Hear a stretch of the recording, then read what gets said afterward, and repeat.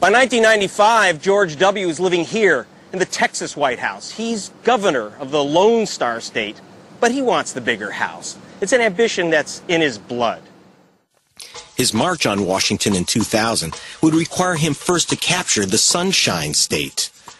Hot combat over Florida's 25 decisive electoral votes would choose our president.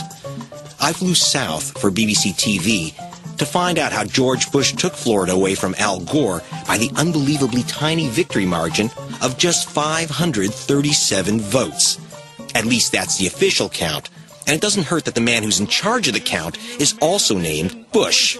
My brother, George W. Bush, the next president of the United States.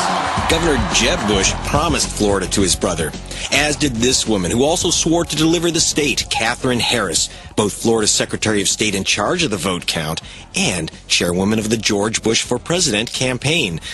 Nevertheless, Al Gore was running ahead of the Bushes because 250,000 African Americans lined up to register to vote.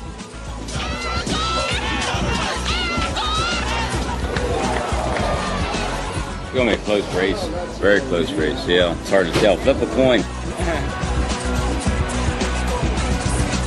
On November 6th, after all the votes were cast, statisticians called Florida for Gore.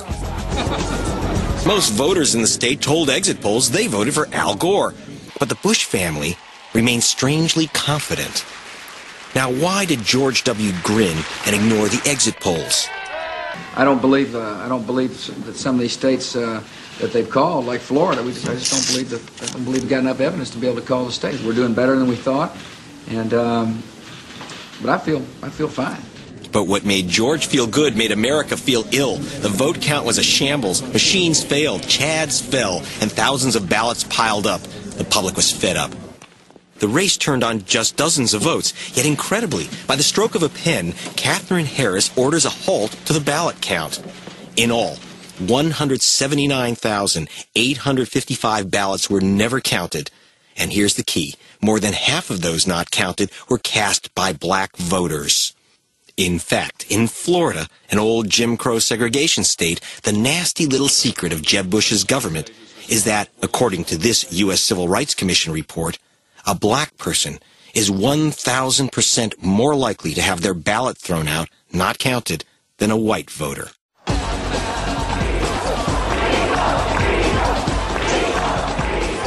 And something else seemed crooked. Thousands of black voters, when they showed up to vote, were turned away because they were listed on voter registers as convicted criminals.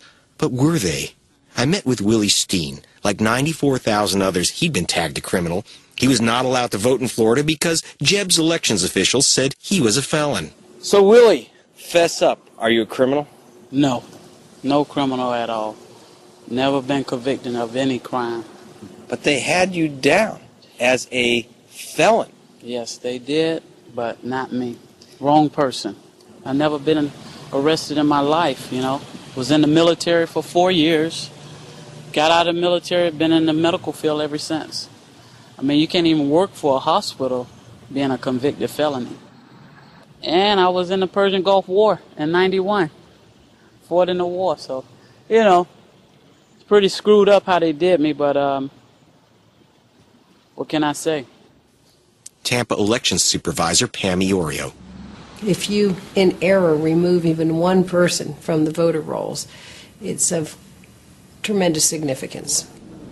We found errors. We were very uncomfortable with the matches on the list. The matches that the state considered a match was not something that we necessarily considered a match. Sometimes the race and even the gender was not a match. We were not comfortable.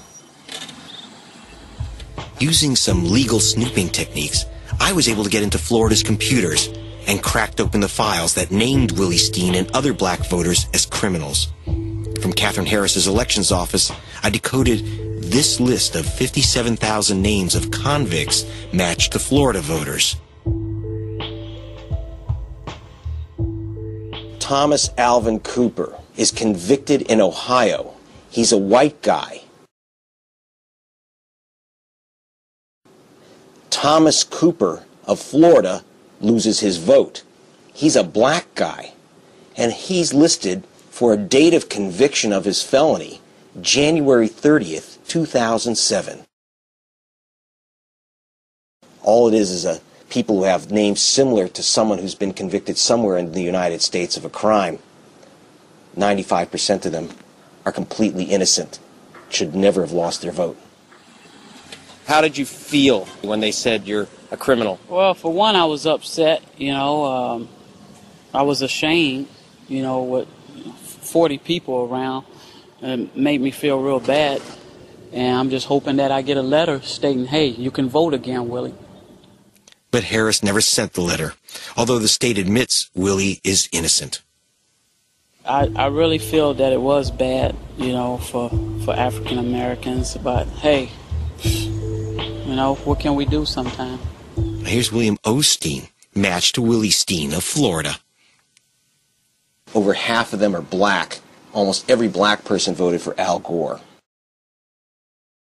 Altogether, 94,000 voters were named as felons. Of these, 95% are innocent. And although black people make up only 13% of Florida's population, more than half the scrub list, 54%, were African American.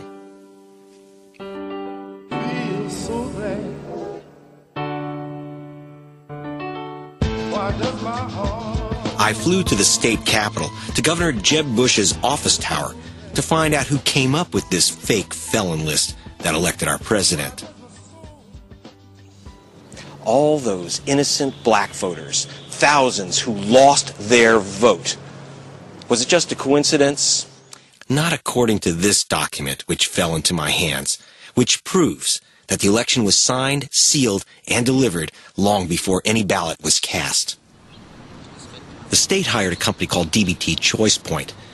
This document, marked confidential and secret, indicates that the company was paid millions to create lists of criminals who should be barred from voting, and then verify that those lists were correct.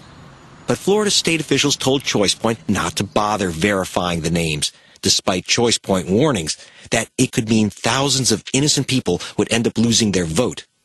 And First Brother Jeb Bush is also implicated in the illegal voter purge. His office blocked the registration of 50,000 new voters, almost everyone a Democrat, in this letter. Jeb's office denies the letter exists.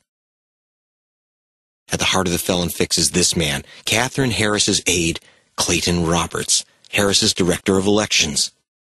I took my BBC television crew to Florida's Capitol building to meet up with Harris's operative. 18th floor, Division of Elections. We've come to ask Mr. Clayton Roberts, the director, a few questions. But when I began to ask him about the documents marked secret, he became a little uncomfortable. We have a statute that says we have to have a private company to do this. We put it out for bid. They got the bid. And I think I'm done with this interview. Wait, well, let me just show you the contract, if I could, Mr. Roberts. Wait, it says here, right in the contract, that the verification is supposed to be done by DBT, that you paid them $4 million. Don't you, it could look to other people that you paid $4 million to purchase this election for the Republican Party, Mr. Roberts? Instead, Mr. Roberts called in the state troopers to remove us from the governor's office building. It's interesting here, huh? Oh, man, never dull moment. Y'all have a good one. Now that the votes are counted, it is time for the votes to count. In accordance with the laws of the state of Florida, I hereby declare Governor George W. Bush the winner of Florida's 25 electoral votes for the President of the United States.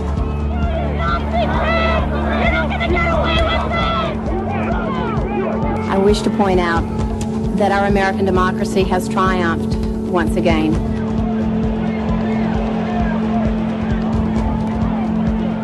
It is a special day for America. It's a day in which our nation confirms the fact that we trust democracy, a peaceful transfer of power. Thank you, and may God bless America.